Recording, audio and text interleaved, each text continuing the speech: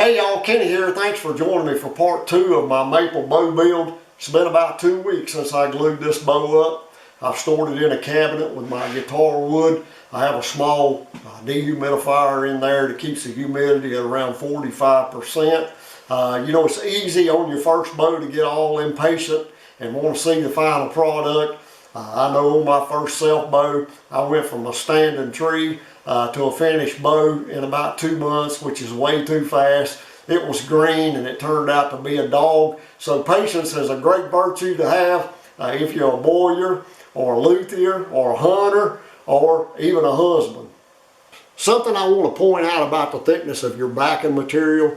Now it's normal if you order a piece of, say, hickory to back a bow for it to be 1/4 of an inch thick. This one is 1/4 of an inch in the center, but I've tapered it again. This is an experiment. I don't know how much or how well this is going to work. But what I want to warn you about, if your backing material is too thick, your glue line may become the center line of your bow up here toward the end of the limb. And then in that case, you have tension on the back, you have compression on the belly. If the glue line is the center line, that glue line will slip and you'll get more string follow than you would if the glue line was toward the tension side of the bow, if that makes sense to you. So I'm ready now to profile my bow. This is my handle layout. I've drawn a line down the center of the bow, and I've gone about 1/2 inch on either side of that and drawn 2 more lines. That will be the width of my grip. Of course, I'll reduce that to suit myself when I get to the finishing stage. I have the line in the center of the grip.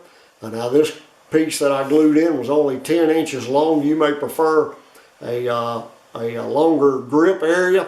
If you do, put a 12-inch piece in. But I've gone 2 inches on either side of that line. That gives me a 4-inch handle section. Then I've gone 2 inches past that, and I've just drawn these lines angling away from the handle up to the full width of the bow, as you can see. This is my preferred limb profile for a flat bow. I make a mark in the center of the limb, then I move over 1/4 of an inch on either side of that and make marks. I go down 10 inches and make a mark. Then I draw a line from the full width of the limb up to those marks that I made at the limb tip. Some people prefer a pyramid shape, and to do that you would go from the full width of the limb here once it comes out of the handle section, and you would draw a line up the bow limb to these marks. Both shapes work fine. The tiller will be a little different between the two. Now I'm going to use a bandsaw to saw this out. You could use a hand saw, a coping saw, or the machete if you have the nerve. There's my handle sawn out. I'll finish shaping the handle using a rasp, and I have a belt sander, a 4x36 little belt sander tabletop. I use a farrier's rasp a lot. There's a bit of a knack to learning to use one of these things. You hold it at an angle so that it'll cut. If you try to cut flat, you won't remove any material.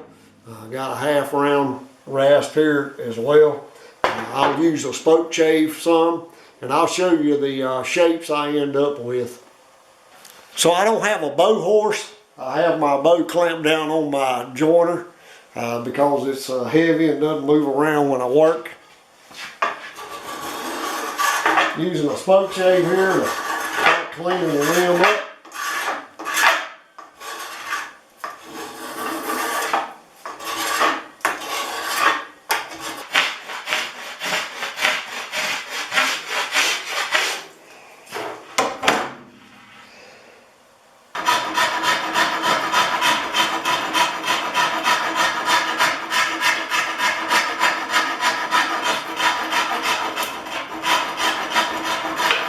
So there's the handle roughed in.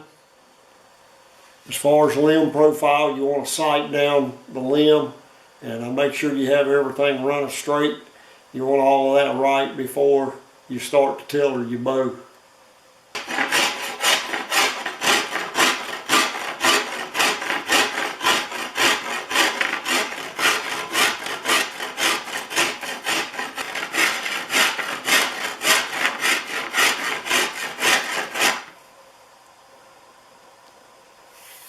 So there's the handle. I've been working on it with the farrier's rasp. I'm beginning to fade into the limbs right here. It's pretty easy to do with the forward handle because there's really no hump. We're just going flat and just trying to get a smooth transition from the handle to the limbs. A lot of work still to be done there, but I'm just getting it roughed in right now. So I radius the belly of my bow slightly. A lot of people work with a flat limb, and that's okay. But for me, it's easier to remove wood from a radius surface, and I get a better tillering job that way. When I make a self bow, I radius the belly to match the radius of the back. In this case, the back is flat, but I still slightly radius my belly.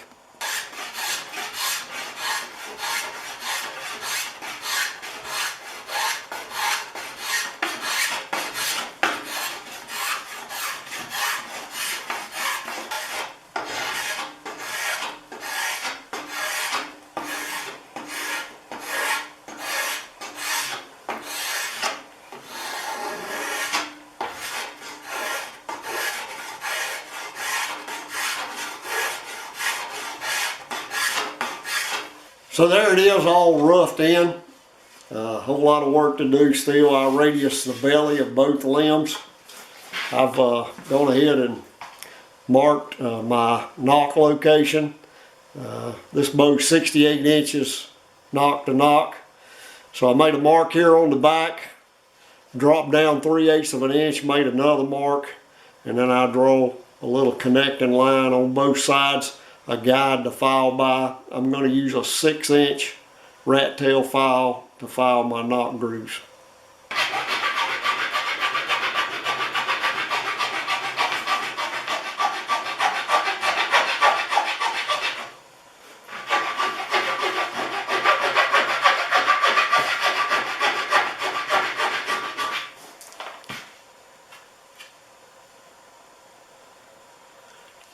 I spent some time sanding on the bow. The back, I have it down to almost the finishing stage. You don't want to tiller the bow with any gouges in the back because when you remove them, you're going to change your tiller as well. I've sanded the grip area down and my fade outs, and I'm satisfied with all of that, so I'm ready to tiller the bow. Let me clarify, this is not a reflex deflex bow.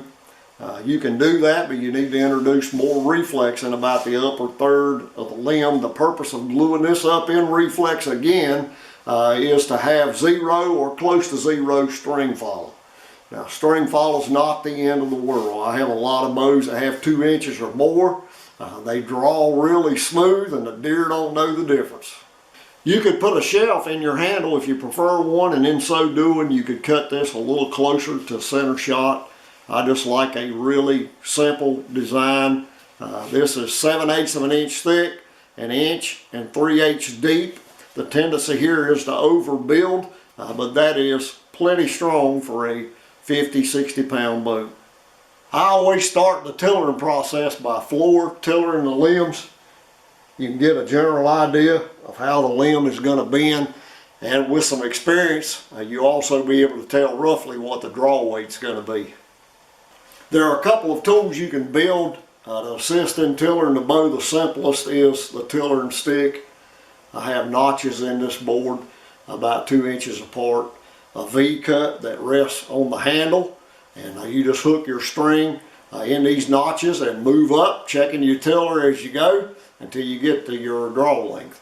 This is by far the best way, in my opinion, to tiller a bow. Have a board fastened to the wall with a little shelf for my bow to rest on. I have an old cheap pulley down here at the floor and a string that I can attach to my bow string.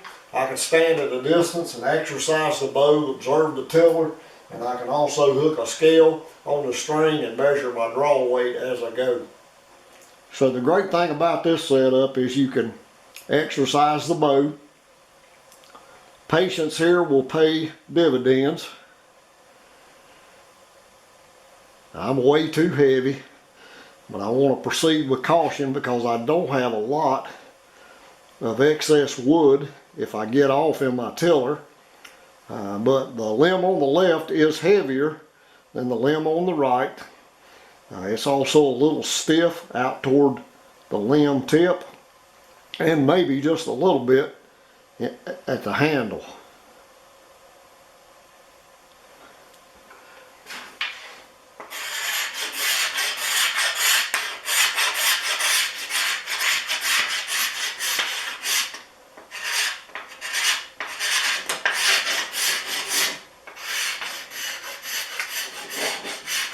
The bow, because of the reflex, kept flipping over, so I had to put a clamp on it.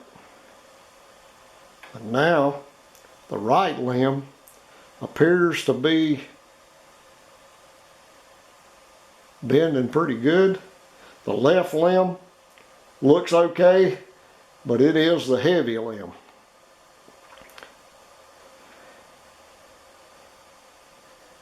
So because the tiller looks good on this limb, I'm going to take full length strokes.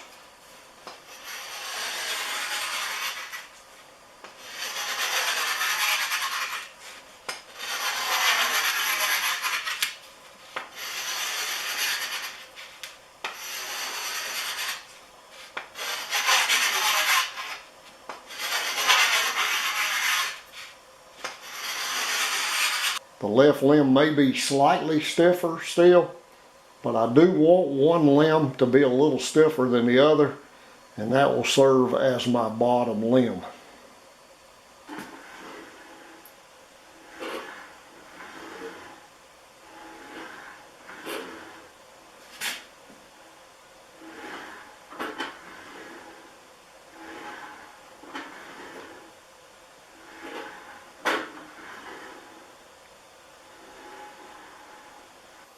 I adjusted the tiller on that left limb, and then I left the bow strung all night to let the wood settle in, and I'm pretty happy with the result. I'm still quite a bit above my target draw weight, and so I'm going to have to remove wood equally from both limbs to adjust that. A couple rules you want to follow: never draw the bow past your intended draw length, and most people exaggerate that. You're not going to draw this bow nearly as far as you're going to draw a compound bow. My draw length is 24 inches because I kind of shotgun the bow. I wrap myself around it.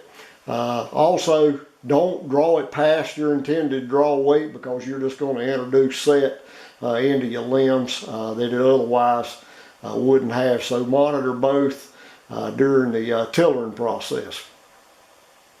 You can see my limb tip is much smaller than that original dimension that I gave you. I've removed everything that I don't need. Of course, I will further refine these string grooves, but all that wood is parasitic. It's like a tick. It's just up there along from the ride. There's no benefit to having it.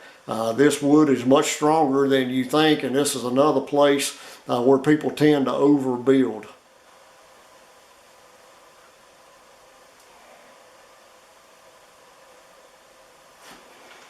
At this point, I have a lot of sanding to do. I will cover finishing the bow in part 3. I also launched that first arrow, which is always exciting.